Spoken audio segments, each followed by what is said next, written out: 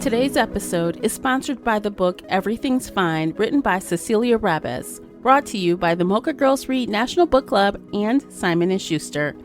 Everything's Fine is a novel about Jess, a Black woman who forms an unlikely friendship with her conservative and white colleague Josh at Goldman Sachs. Their friendship turns into an electrifying romance, causing Jess to question whether happiness is worth sacrificing for love. However, the cultural and political landscape shifts in 2016, and Jess must decide what she's willing to sacrifice for love and if everything is truly fine. Everything's Fine is a poignant and sharp novel that doesn't just ask will they, but should they. Everything's Fine is available wherever you buy books. Learn more about today's sponsor by visiting mochagirlsread.com and pick up your copy of Everything's Fine today. The links are in the show notes.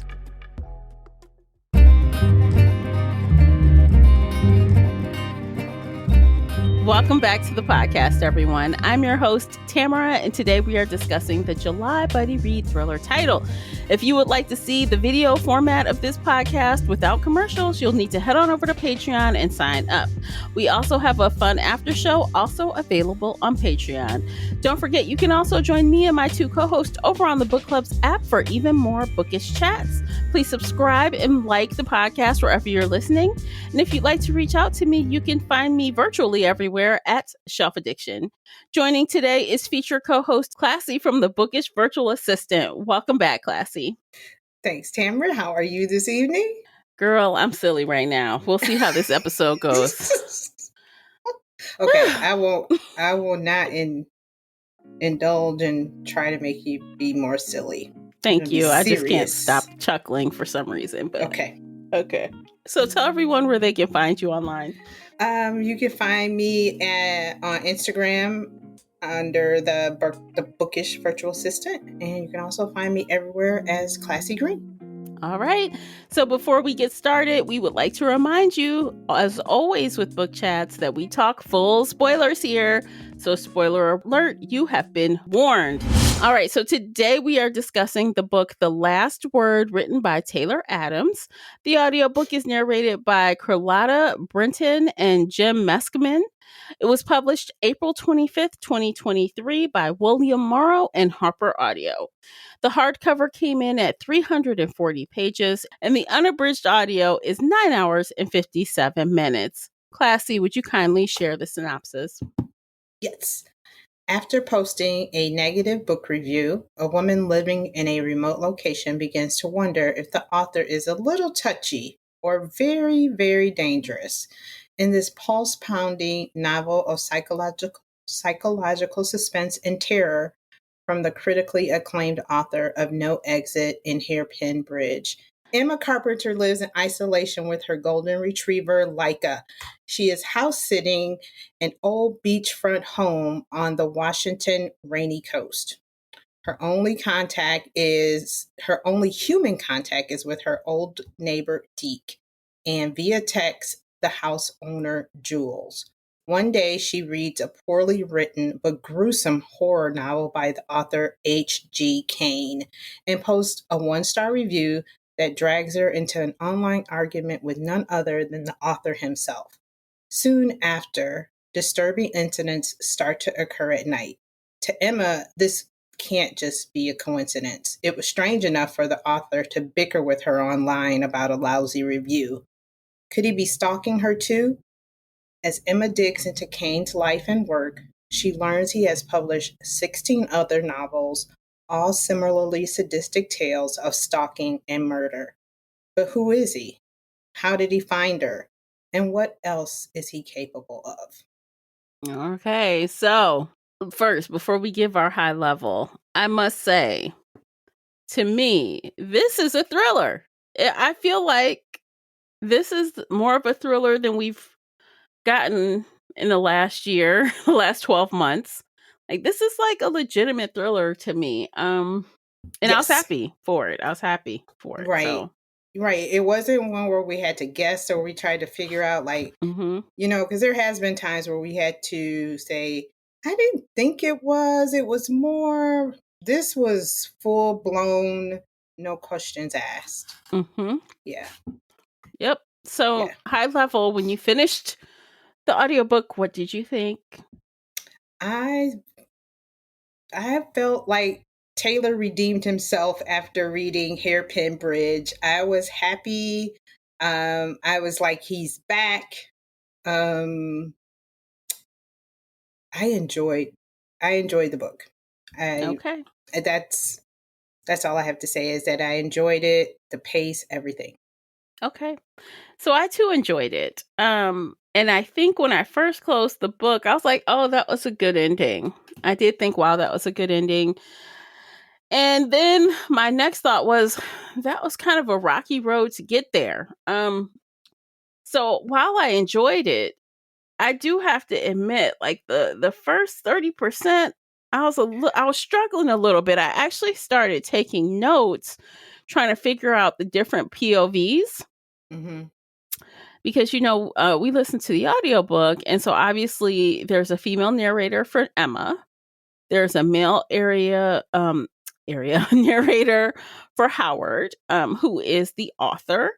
And then there's this other voice that's also male, but it comes in like a narration. Like you can tell that Howard is saying stuff and doing stuff, and there's this other voice that's kind of omniscient and it's telling a story. Right. And I'm like, at first it takes a while to figure out what the hell is this, and I'm like, well, who's telling the story? We do find out eventually, but it took a long time to get there. Yeah. Yeah. And then you had the dog. And then the Okay. dog, which I love. I Okay, so know. let me just say, I watch a lot of TikTok, y'all. And they have this little voice on TikTok where they have the dogs talking and saying Yes. stuff to their owners. Right. So when the dog was saying stuff to his mom, like, yes. that's so cute. It's so TikTok, was. like on trend, Yeah. Taylor Adams. Yeah. I loved it because I'm a dog mom. So I was like, oh, the dog would look at her, what, Ma? Yeah. But I was hungry, Yeah. it was, but yeah, you're right. There was a lot. And I almost felt at one time like he switched, gosh, what would I call that? And I had it at on the tip of my tongue, like the person, the writing style. And it was at one point with Emma's story where I think instead of first person, he might have switched over to third, or I can't remember exactly, but I was like, wait a minute. She was telling the story from like I, or me. And then all of a sudden it was she. And I'm like, did you hear that too? Or or maybe it was just all the different POVs and maybe it just kind of threw me off because maybe it was actually, but it was Emma's voice. It wasn't who knows, but it did. Yeah. It was a lot. Mm-hmm. Yeah. I do remember, so that omniscient voice or storyteller was he, she, they, them. And I think what kind of made it more complicated on the onset is like, and this went on, you just got used to it, I think, with the pacing. You just got used to the flip-flopping because Emma would say, like, she'd finish her part with, oh, this guy is shaking, his hand's shaking with the gun. And then the very next sentence, they're like, oh, I was steady with the gun. Yes. And I knew this. So it's like their points of view on what was happening were polar opposite. Yes. He was like, I would never do that. I'm did an it. Expert. Right. But you know what? I also felt like that brought some color to the story, because there's always a different point of view of what you see versus what I see. And I did enjoy that part that, she's seeing him shaking like a leaf and he's over there like, I'm confident with this gun, or in his brain. I know exactly what I'm going right. I know exactly what I'm gonna do. So yeah, I did enjoy that. Because like the parts where when he was like outside creeping around trying to like, with the mask and the camera trying to get in the house, I'm like, and that guy was I knew early on he was in the house. She would wake up and she thought she saw something in the corner. That fool was in there, girl. cannot. Yes. That was the creep level was very high, and I loved it. Yeah. Right. Because at first she was like, is that just a coat or am I seeing something? Yeah. No. The But toilet it randomly was flushes. Yes. Yes. Someone's in there if that's happening. Yeah. And she's like, no, just, But didn't the neighbor tell her that the house was haunted, or he had heard it was haunted? Yeah. So yeah, that it was the creep level was definitely there. The setting, that Washington rainy coastline, dark beach, because at night at the beach it's dark. Like when it's dark, it's dark. Because they probably in my mind as reading the book, like there's no street lights. Like in my neighborhood we have street lights, and I'm just thinking beachfront, rainy Washington, it is probably pitch black out there. So, like, I just came from Hilton Head Island, right? Beach, you're on the island. When it freaking gets dark, it fucking gets dark. I'm like, there's not, like, you can't see shit outside. They barely have lights, and it's because of the sea turtles. They don't want to draw the sea turtles. Yeah. But that's what I think of in any beachfront property, because it's dark out there. There's nothing out there. So, and the houses aren't on top of each other. So there's not a lot of light. Right. Yeah. And once there is light, it's going to immediately draw attention. So yeah, I did. And like, and you could even almost say that the setting was a character, because it played a key role in setting up, like you say, the creep factor, the suspense, the thriller feel to this book. Because I mean, it got to a point, if you think about it, she had, when she was using that Polaroid to catch him, that was so smart. I was like, that's so smart. Yeah, that she had to, because it was so dark and she didn't want to turn on any lights, but she also wanted to get an image of him, and she would just get close enough to that window and take a picture of him. And and she just kept doing it until she caught him. So I could see that visually. Flash. I could see it. Yeah. And then and then just knowing, if you're of a certain age, that it takes some time for that. It's not instant. She's flipping it around. You know how you flip the Polaroid back and forth trying to get it to develop. Right. And then it's dark in the house, and she's probably trying to, look at it. So it was, he really took the time to describe all of this to us readers, to set up a perfect, I won't say a perfect, but the scene, he set it up really well. So it was kind of slasher vibes at that point when she took the picture, because when she finally sees him, can you imagine, he's like standing in the dark with like a trench coat on and a hat, and he's got something in his hand. She's trying to figure out what it is. Yeah, she had to take another picture. And y'all, okay, so the thing that took the cake was right after she saw him. And I posted this on Discord. Did you see what I posted in Discord? No. Okay, y'all. On the Discord for this book discussion, I literally went on there and I said, I'm just going to leave this here because I didn't want to spoil anything. I said, I'm just going to leave this here. And if you're far enough in the book, you'll get it. And what it is a photo of Chucky. I thought it was hilarious how this author kept calling this guy like a big version of Chucky. She said she thought she was going to get Jason Bourne or Jason somebody. It's a damn. Yes, she thought she was going to get Jason. Chucky doll. She got Chucky, who is overweight, have red hair. Chucky, and he had a knife in his hand. The photo I posted. Trench coat. Yes. Over his big belly. I literally heard Chucky and just bust out laughing. I'm like, are you serious? God. I can visualize that. Yeah. Right. And the thing is once that was in my head, I couldn't get it out. No. And the author repeated it like 3 times. Like she called the character Emma called him Chucky like 3 times. Yeah, you could. I mean, it's like you can't get that out of your head once it's said. Yeah. And the other part was like, because Chucky was scary.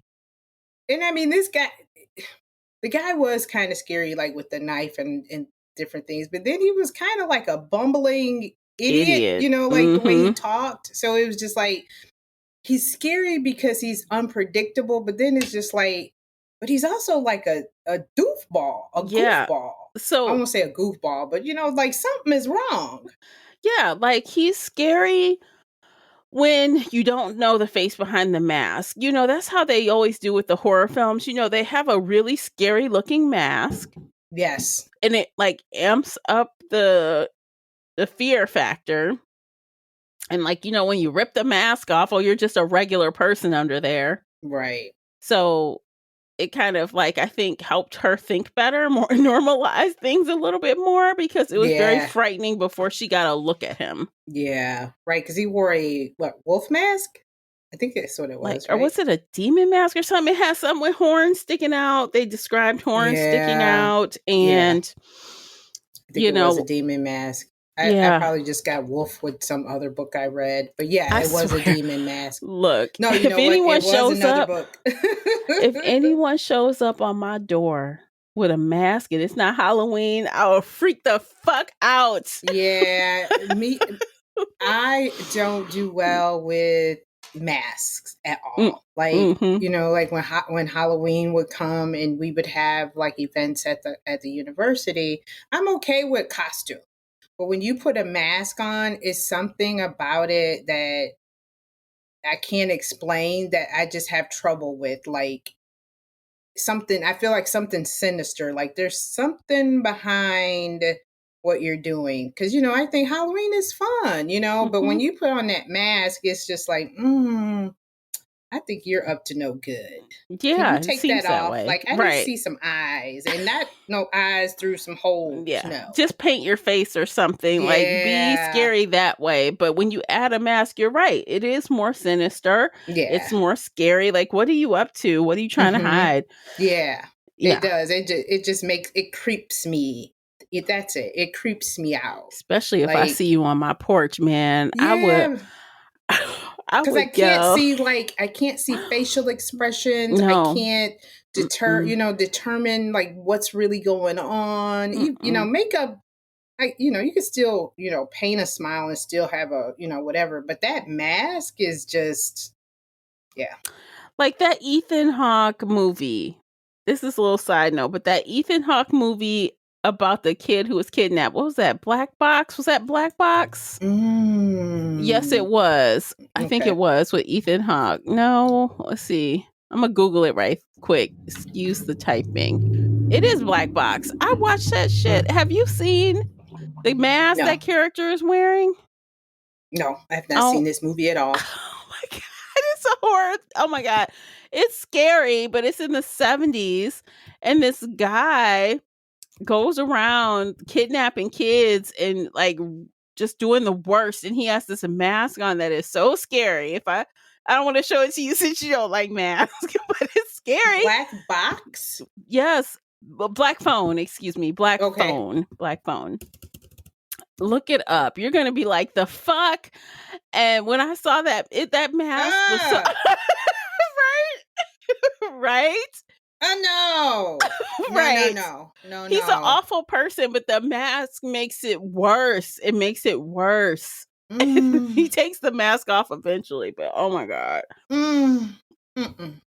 I was sitting there watching that movie like, OMG. So I feel like I was feeling those vibes in this book at the beginning, like creeped out. Yeah. Especially, like the way, and he basically was, for the people who haven't read the book, because at first we're hearing the story from Emma's point of view.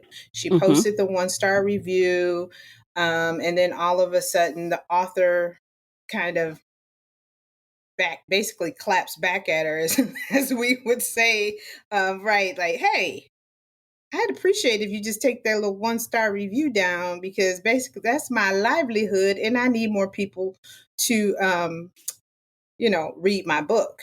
I had an experience like that before too. Our book club did. But anywho, I digress. Yeah. And so she's like, no. She basically said, no, I'm not going to do it. your book sucks. I'm keeping Mm-hmm. it. All of a sudden, then he calls her. And then Mm-hmm. he's like shows up at her house. That's how how we get there. He shows up at her house and he's following her, and we hear the story from her point of view. And she's like, I know how this story is gonna go because I've read his book, and if he's gonna do anything like he's done in his books, so she kind of almost thought she knew one step ahead of him, like, he's probably going to do me the same way he did, who was it, psych major in Law Girl or whatever, Yeah. from the book that she just reviewed. So she kind of knew, but then there was another level that she just didn't know about. And it seems like right at that point, that's when that other person comes in, because we don't hear the other character. Who is it? H.G. Kane, who we think it's H.G. Kane's voice, until what, like 40%, maybe 30 or 40% of the in the book, where we start Yeah. hearing him narrate the story, because for the whole time it's just her and she's running from him. Mm-hmm. I Yeah. should have So made note of when that change happened. yeah, I think it was about 30%, because I think at the 40% mark, I think that's where I thought, like, and I did figure out at the 40% mark, I did know who H.G. Kane was. Mm-hmm. So yeah, probably about that 30% mark.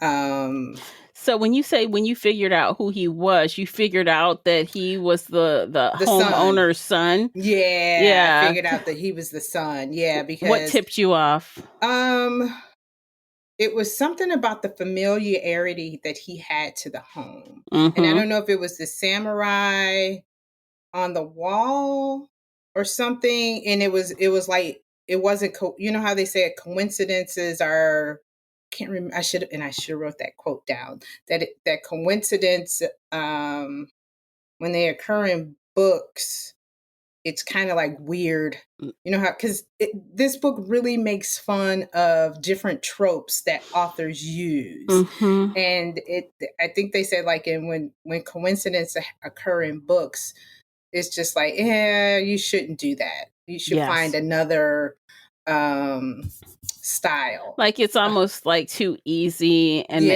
easy way Yeah. out when you're using a bunch of coincidences over and over again. It just becomes like lazy writing, basically. Yeah. But there was Um, something about some kind of poster that was in the bedroom in the home that Emma is house sitting. He either dressed like, or he had, like, I don't know if it was the fedora or there was something. And I was like, oh, he knows. Or you know what? Or maybe it was something. You know what? No, it wasn't. It was when Jules said there was a creepy guy walking around the house when my son was visiting. mm-hmm. That's when I figured it out. And then those other little pieces that I'm talking about, like the coincidence and something with the poster, I started putting two to two together. Like, oh, he knows this house too well Mm-hmm. because he's lived there. Yeah, at He first knows we think every that maybe nuance. he was house sitting, but he grew up in that house. Mm-hmm. Yep. But yeah, when she said my son was there and he saw the same, because she got the Ring camera, and she's like, I'm gonna get her a stun gun, and I was like, Yeah, because the homeowner saw the masked person on the camera and flipped out and called Emma. And she's like, she calls the police. She calls Emma. She's like, yeah, that's some crazy shit. I'm sending you a stun. She sends her the stun gun, and she's like, feels bad that she's out there because her son also felt weird. mm-hmm. Although she know her son crazy. That's another conversation. She know her son crazy. So like, okay, so as we were getting to know these characters, and Harold, is his name Howard? Sorry, I was calling him Harold, but Howard started like revealing his books, and it was like this whole thing of maybe he killed all the people in all these books. He wrote 16 horrible books. And is he like writing out what he's done? As it's starting to come that way, and it seems like they're flipping back and forth with extremes of how he's acting versus how Emma says he's acting, I'm like, he's schizophrenic or something. I'm like, Yeah. something is wrong with him. This Yeah. is so off, like something is wrong with him. And then the mother ends up saying at one point that he does have like schizoid affective disorder, I think she said. Mm-hmm. And I'm like, see, that explains some of it, which I was glad for that explanation. Because I'm like, no, for the character, Emma started wondering, does he have like help? Is someone helping him? Is there someone else? Right, because she thought it was more than just Mm-hmm. him, because at first he's like, well, he wanted me to kill you and I didn't. And then she was and then that's where I think she kind of pushed it aside, thinking, okay, so maybe he's off his meds. Maybe he forgot, and he just lost it. But she still kept going back to somebody else wanted me dead, but I didn't. Yeah. But he didn't. Yeah, that somebody else wanted me to kill you, but I chose not to. So yeah, which was crazy, because as he's going through all of this, he ends up killing a FedEx guy. He's like shaken and disturbed, and the FedEx guy's got big ones, and he's gonna try to take him out, and it ends up he gets killed. Yeah, because even though H.G. Cain is off a little, like he has a disorder, he is an expert at swinging that samurai sword. Yes. And I mean, like quick and smooth with it, to the point where you wouldn't even know he just sliced your ear off, basically. Right. Yeah. Yeah, the author gave this quick little comment like about like two people. Oh, and actually he would be yelling at you right now. Howard be yelling at you, because there was this one scene where I literally wrote it down. It's not a sword, it's a katana. He'd be yelling. Sorry, HG. Sorry. He'd be yelling at you. Yes. But like in that one section, he says, about this katana and how one person tries to show his skill and he cuts the fly in half. And then another person tries to show his skill, and he's like, the other guy says, like, the fly is still alive. He's like, yeah, but he doesn't have any balls, basically. He's not gonna have any more flies. Yeah, he's not gonna have any more flies. So, I guess the skill level of the katana. But I also think he may know some things, but I think he also exaggerates how good he is at things, just like his god awful books. Yeah. He thinks he's so good. Shaking. Even though Emma said he was shaking like a leaf over there, right, with that gun. I didn't shake. Yeah, in his mind he didn't. Yeah. In his imaginary world, that's him. He was a very socially awkward young man. Yeah. And in his youth, he fell in love with a young lady and accidentally killed her. See, and this is what's crazy. That also adds to his delusion. He thinks that he didn't really kill her. No. Dude, you tied her in a way that would kill her. If she tried to move, she asphyxiate. Oh my God, I can't say the word. You know what I'm trying to say? My God. Asphyxiated herself. It's okay. I didn't even have any wine today. I don't know what's going on. But, she did die, but he's acting like she killed herself. I didn't do it. She just tried to get away. No, yeah, but dude, you're at fault for that. If she wasn't tied up, she wouldn't be trying to get away. Right. Yeah. And then he does it again. He does it again in present day to his own freaking mother. The woman's like, turn yourself in, sit down. And he's doing the most. And he ties her up. And he's so busy chasing after Emma, he doesn't even realize his mother is also dying from the ties that he has done. Yeah. So he kills his own mother. Yeah. And all I can say is the real author of this story picked the right one to take the fall. Yes. He was a scapegoat, really. And he just got him to do stuff because he's dumb. Yep. Yeah. And, I mean, he set him up from a while ago, not just with, when you think about it, I think he realized, oh, I got one of those on my hands. Because the whole time while we're listening to this story, the reader, we're thinking it's H.G. Cain who wants to kill Emma, and there's someone else. But H.G. Cain does not reveal Like that was the other part, is that he was so loyal to this person that he wouldn't even reveal who it was that No. wanted her dead. Even when he was with him, they were Yes. in the same space and he did not say anything. Exactly. And I was like, you want to talk about fanboying? Mm-hmm. Yeah, that he would not even reveal to him. And the guy, the real H.G. Kane, um, Kane, because this guy his name was Howard So I think Klein. Howard is H.G. Kane. Howard wrote those books Oh, that's because right. the Yes, that's neighbor right. Deke said that Howard would come and he would fanboy and beg for him to read his books and ask to meet his editors, and his books were awful. Right. Yes. But Howard was revealed as also, like at the beginning, Emma was trying to figure out what Howard did for a living. He would not say. She was trying to guess all these things. Oh, Deke. Yeah, she was trying to figure Deacon. right, because she thought he was an anesthesiologist, because propofol was like his first word, right? Mm-hmm. Yeah. So they were playing a game. Hangman, I guess, was the game they were playing. Yeah, he was using all the words. He was using it to hurt folks. Yeah, but he was an author, and he was a true crime author. So he had a really big book, and then he suddenly dried up with the stories. So he decided, I'm gonna create my own story. I got someone right here who's totally has the capacity to be a killer. Yep. Because at that point, Deacon had thought, or Deke, had thought that he had done something to the high school girl, which he did. He thought he did. Mm-hmm. And he even took some responsibility for it. He said he thinks that he was trying to do that to impress him or something. Yeah. And so, he already knew he had a psycho that would do something outrageous. He just needed to push the right buttons to get him to do it. Right.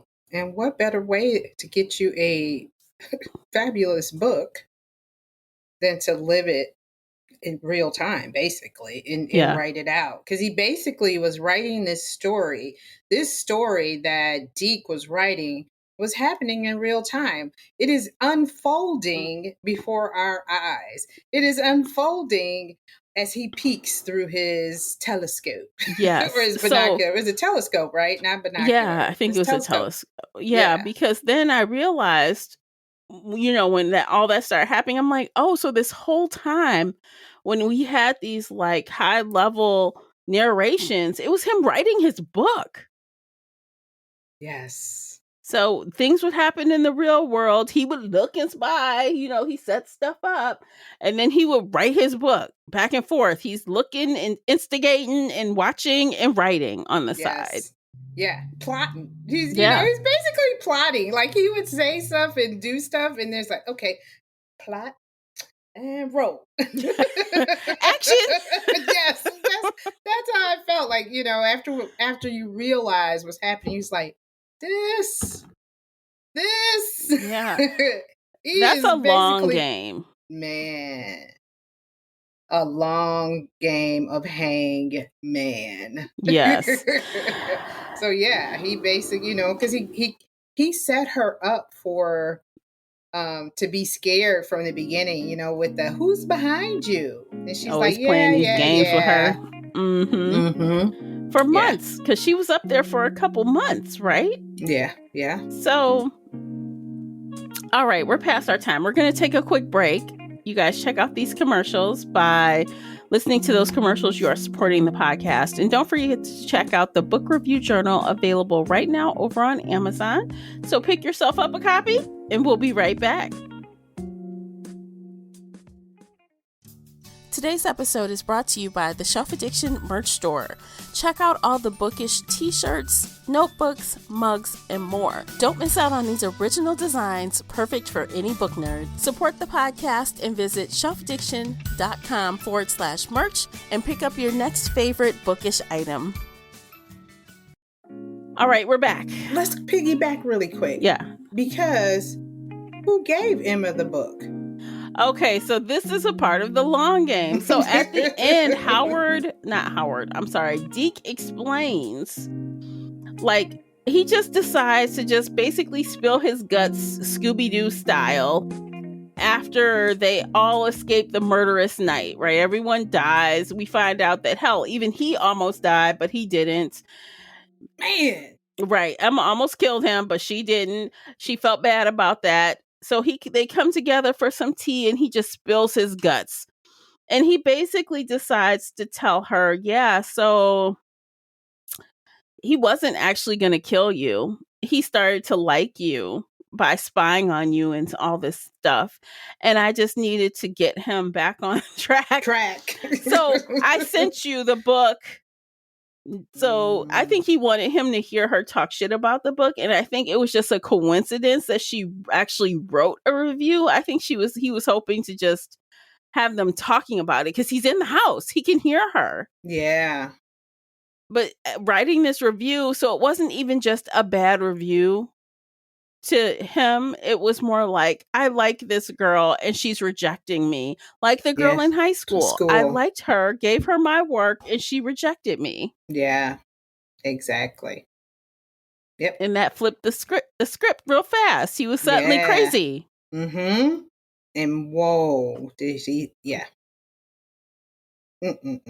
But I did like, what was the analogy that he used? Like, if something was bad, was it milk that was bad? And he's like, so if you know the milk is bad and you taste it and it's bad, do you keep drinking it even though it's bad, or do you throw it out? And that analogy, he was, he's like, you finished that book. Yeah. And that's what he was basically kind of telling her, so after you find out that it's bad, you keep reading the bad book instead of throwing it out or stop reading it. And DNF it, baby. I was like, that's a very good analogy. It is. And that is something that I really did like about Taylor in writing this book. He made fun of authors, and he's an author. He made fun of authors and the tropes they used, and he used like the classic old horror movie kind of feel with this book, because it was like every little thing that you could possibly think that would happen in an old horror movie, like I Know What You Did Last Summer kind of feel, those kind of movies. I felt that in this book, the looking at the neighbor through the telescope. There was an old Jefferson. You're probably too young for the TV show, The Jeffersons, but there was a neighbor that was, I think they were committing a crime, and they just happened to see, and they use this in other television shows. A crime was committed, and the other neighbor just happened to be looking through his telescope to look out in the stars and saw the crime being committed across the way. But yeah, he used everything possible in this book, and it was enjoyable. It was, and also, earlier you said he redeemed himself. I think that's because while, like, at the beginning, the book took place over a couple of months at the very, very beginning, and then the course of a few days, right? And then a couple of weeks. But the vast majority, like 70% of the plot happens over the course of like one long night. Yeah. Which is reminiscent of No Exit. Yeah. One place, one night. That's how he did. Loose. Right. Yeah. Yep. It's the same format. And right. And that's the thing, is like, I knew she wasn't gonna die because we just know Taylor's writing. He always writes kick-ass women who come out on top, who refuse to give up. So I knew she wasn't gonna die. That I knew. But, that one night kind of thing, I was like, okay. And that brings that level of heightened fear and what's going to happen next, and the pacing. And it's all because it's, like you said, it's one night. Yeah. And you don't even realize, like, damn, it's not the next day yet. And just like, everything is happening. So yeah, it is that break. It's like a breakneck speed once we get to that point. But like you were saying, the first 30 or 40%, it took a little time. He set it up. He was setting up he was setting it up, but it did take a little time. But once it happened, it was just like, Because I mean, I honestly finished this in a day and a half. I finished this. Yeah, I came back from vacation on Sunday, and I'm like, oh, damn, I got to read that Sweet book. book. So Monday, Yeah. I picked it up, and Monday was a very busy, so I couldn't listen all day because it was a busy Monday. And so I pretty much got like half a day's worth, a couple hours in, and I just Yeah. powered through the rest of it today. I Yeah. woke up and just banged it out. Yeah. Because there wasn't any moments where I felt like, oh, this, once it did, like you said, once we got to that part, it was, it there was never a lull like, oh, this is so boring. I'll get to it. Mhm. It was really interesting. I will say that this book probably was more gruesome Mm. with some of the killings than, and I'm not saying, like a bad point, but I was just like, ooh, Taylor, It's a little you intense. stepped it up a little. Yeah. Because Yeah. I don't remember, I know there were some tough scenes, in No Exit, but this one, he took it up a notch. He did. And not only did he take it up a notch with it regards to the killings, but I'm like, what is he doing to that dog? I'm like, oh my Oh, God. oh, I girl, said, you don't. better not kill that dog. You better not kill that dog. And the dog, y'all, the dog made it. The dog made it through. But by the And I skin of think he his knew teeth. not to do that because Yeah. if you want to lose some readers, Kill harm the a dog. dog. Because he poisoned the dog. He poisoned the dog. Well, first he put fish hooks in some meat that the dog would eat. Yeah, And Emma yanks it out his mouth. He's got bloody gums and stuff. And yeah. then he puts like rodent Gopher killer or poison. something, Yeah, gopher poisoning in like chicken that the dog would yeah. The eat. pellets. And she Yeah, like basically threw her hand down the dog's throat to grab it. She didn't grab all of it, but she grabbed most of it. yeah. But I'm like, do not kill this fucking dog. He didn't. But I'm like, oh my God. No. And she was gonna go fight him tooth and nail for that dog too, Mm-hmm. because I mean it was like her baby. Mm-hmm. And and later we find out that she had lost a child. So this dog was, her child, her, I won't say replacement, but that Mm-hmm. same kind of love that she had for the baby, Yeah. you have for your pet. And yeah, I was like that too. Like you better not, Taylor. I know. I was like, oh If no. a I'm like, dog, do we if need Leica warnings for is people? hurt, Because I'm I'm like, oh done my with you. God, don't kill the dog. So the dog's name was Leica. Yeah. So Leica was a white golden retriever. Is that right? He was like a Yes. But he was like a mix of something. I don't know. Like, right? Didn't she say it was a mix? But yeah, he was a white yeah, goat because because she this was like, one "Get your scene, white ass yeah, over here." get your white ass over here.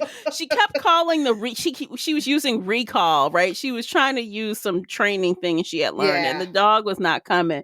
She's yeah. like, get your white White ass over ass. here. I'm like, I oh was my cracking God. up. I'm like, the Yes. comedy amongst Yeah. all the horror. Yeah.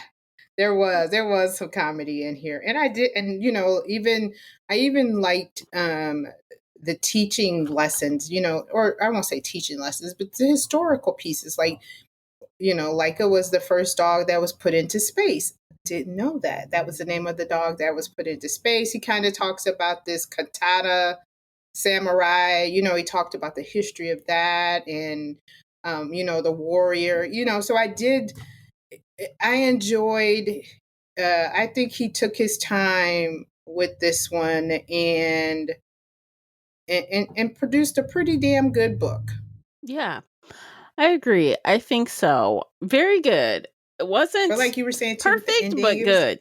yeah, like you said, the ending, it was a little convoluted to get to the end. Um, but yeah. And there was extremely quick shifting back and forth at the end. So like Yes. one, Emma would say something and then it would flip and it would be freaking Deke's Deke. book. And then it would be like, well, did she die or not? And he'd be like, she's alive. She's dead. I'm alive again. She's dead. I'm Right, alive again. right. She's Because dead. in the I'm book like, he's thinking, oh, she's dead. right. I'm gonna write this story as, she's her character is gone. No, yeah. But she kept coming back. Like every time it flipped things, I'm like, oh, she's not dead. I mean, like the whole time, I'm Yeah. like, is he gonna kill her or not? Not. So Yes. Yeah. yeah. So, and I think that's the book title. So I think what I have wrote down about the book title, so it's called The Last Word, right? Mm-hmm. So I wrote, which character gets the last word? And Emma got it, the last word. So she's alive. Mm-hmm. Yeah. So I don't know if that's how he intended it, but that's how I took it, with them going back and forth. And it's like, whose story is going to reign supreme? Whose story is going to be right? Yes. Those different points of view. Right. Because his story, Deke's story was always, and Emma, it was always past tense. Mm-hmm. Yeah.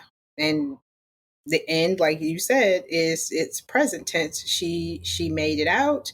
She reunited with her husband, and they had a little happy HEA in this story. They did a thriller with a happily ever after. Right? Go figure. How weird. How weird. But yeah, you don't really have that much.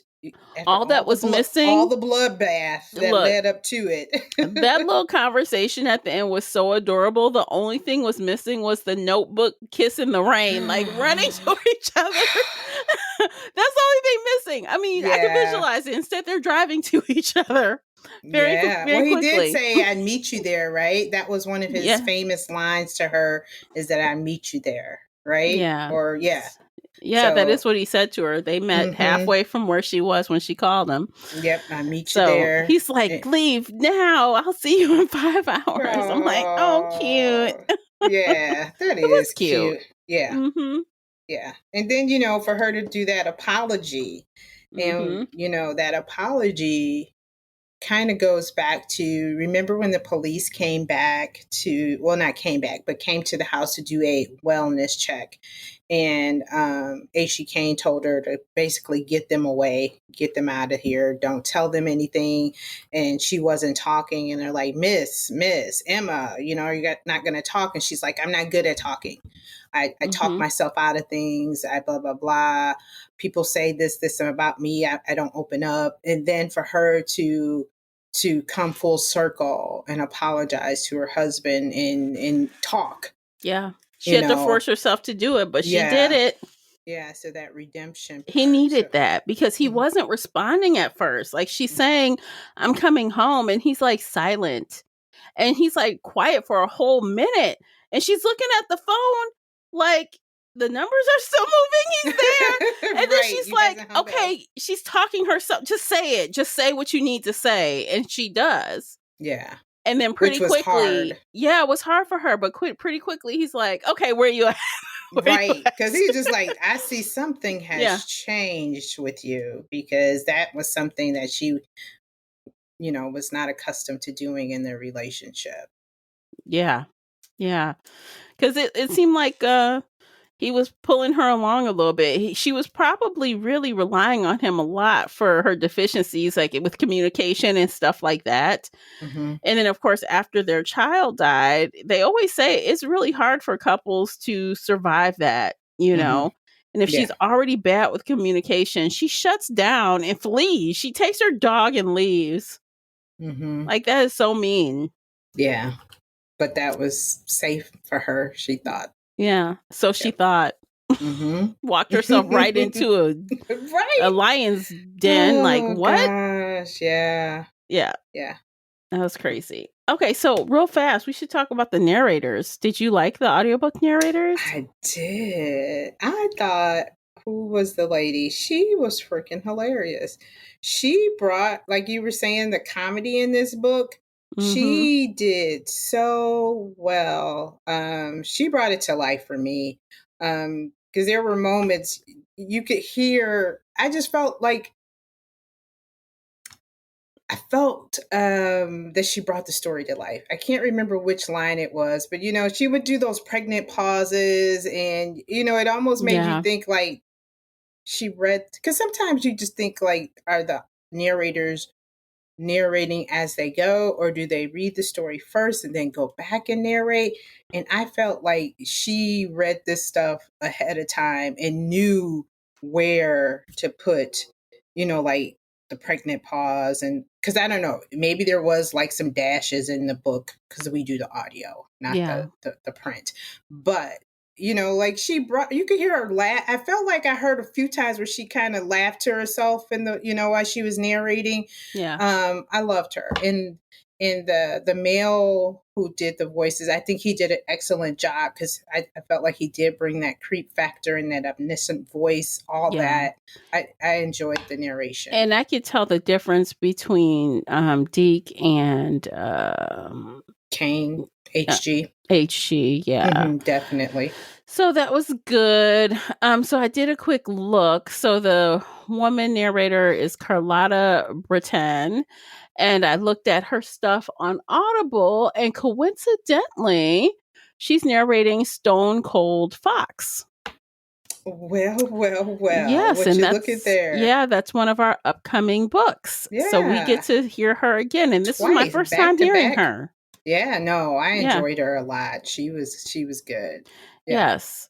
I was thinking the same, like after this, I was like, she might be one of those ones, like to add her up there with January Lavoie and, Robin Miles and some of my other people. So yeah, she was very, very good. Yeah, she was. And then I looked up Jim McKissaman, I think is how you would pronounce that. You guys know I'm horrible at names, but I didn't see anything like over of the first couple of pages that we've read or will read. I definitely, this was my first experience with him.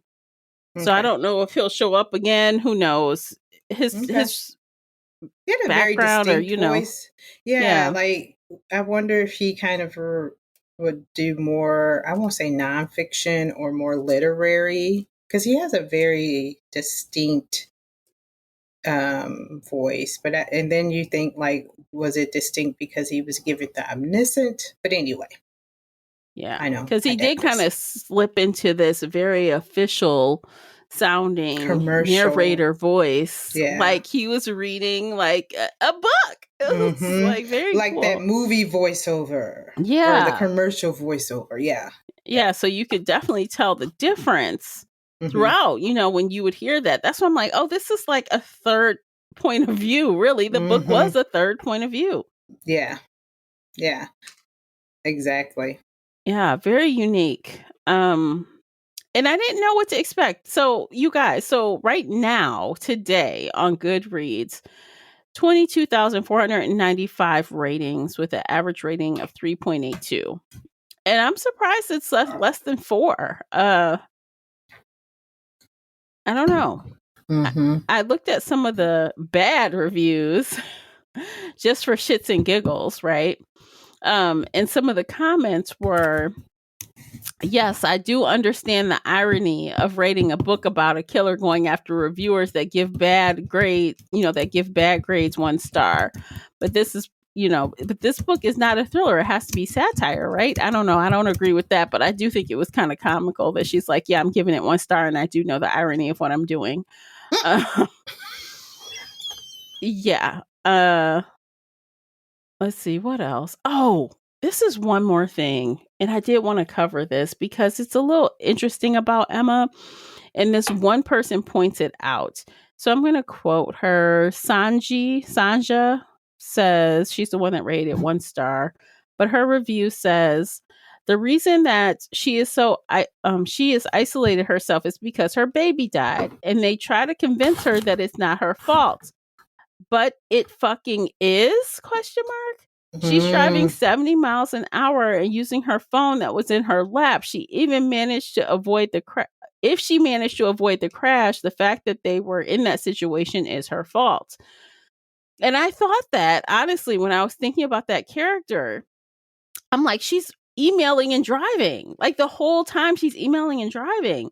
So while she didn't literally kill her child, she created the circumstances for that to happen. Right. So the fact that the husband says to her in the voice message, it's not your fault. I guess that's just him trying to get her back. Maybe it's him showing her some grace Some about sympathy. it. Yeah. Yeah, because and I agree with the reviewer, it technically was her fault. Just like we talked about with, the author, the crazy author. Yeah, Right, with you might not have literally strangled her to death, but you put her in the circumstance for her to suffocate. So Right. she died because of your action. So you should be held liable for that. Same as I think Emma. Like, it's an accident, but you did that. You know what I mean? Yeah. So let's go ahead and rate the book, shall we? I think there's so much more, but I feel like we talked the the most entertaining parts, I guess. Yeah. Yeah. Because like you said, the end was a little convoluted and we would be here another hour probably. I know, because there's more. Nitpicking through everything. I know. And sometimes I wish we would do that, but the idea of editing a 2-hour podcast makes me nauseous. So that's not our style. Not want nauseous. We do not want Tamara nauseous. No. We do not, because I'd be like, screw this. We're not doing it. Yeah. It was convoluted, but it was good. So if you haven't read it, this book, please do so. Yes. So how about you go first, Classy? What's your rating on The Last Word? 4 out of 5. Okay, we are twinning today. I also gave it a 4 out of 5. I enjoyed it immensely, but it had its flaws, as everything does. So yeah, but it was a good story, fun ride. I recommend it. I recommend you, if you have not read this, to read it. We gave you some spoilers, but or if you haven't finished it, please finish. I mean, honestly, you might have heard the spoilers today, but if you don't read the book tomorrow, you're not going to remember everything we said. So you're still going to get a good time out of it.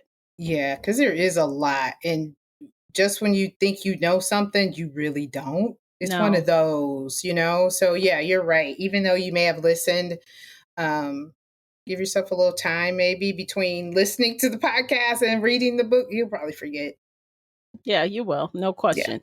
Yeah. So in the after show, if you want to check out what we're talking about in today's after show, is on Patreon. You'll need to come on over, because we are talking about, in the news, an author, and you might have heard of it already, but an author has gotten in trouble for causing drama over a Goodreads reviewer that gave her 4 out of 5 stars.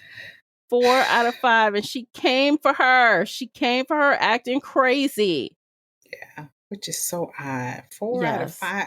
That's what we just rated this book. I know. This is 4 out of 5 is wonderful. It is. It's a good rating. Yeah. 3 out of 5 is a good rating. Yeah.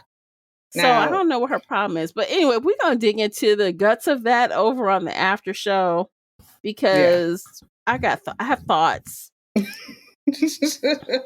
Yes, lots of thoughts. Yes, and I have a little story time about one of the groups I run, and I want to vent. So if y'all want to hear me vent about this, story time. Yes, if you want to hear it, you need to come to Patreon, where it's my safe, happy place. Come on over to Patreon. Okay, so I guess let's see what is next on our agenda. Let's go ahead. Stone Cold Fox, right? Yeah, I guess that is what's next, isn't it? I believe it is. Okay, so we are reading Stone Cold Fox by Rachel Kohler-Croft. There we go. That sounds right. Okay. So definitely come on over to the podcast. Again, next month we'll be right here in your inbox. Like and subscribe. And if you want to talk with us in book club, come on over to book clubs. We're happy to have you there. And if that's not your thing, hey, we'll be right here for you, as we always are. So I think that's a wrap. What do you think, Classy? Yes, it's a wrap. All right. So we will see you guys again next month, talking about what month is it? August? Oh my God, August? Bunny read? I know. The summer I don't is even almost want to over. say the FALL word. I know. Even though I love that season. Anyway, y'all, we'll be back again next month to talk about the August book, and we'll see you then. Take care of yourselves. Bye, guys.